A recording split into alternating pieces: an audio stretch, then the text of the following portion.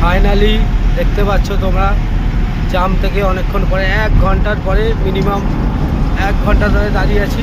তারপরে জাম ক্লিয়ার হয়েছে।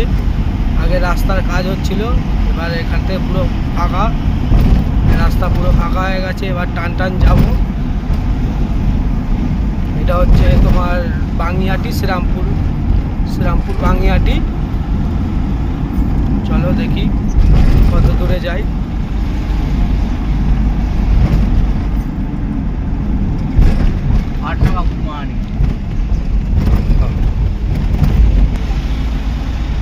দেখো এখানে এখন রাত্রি 1টা বাজে, তাও এই সাইডটা এখন জাম হয়ে গেছে।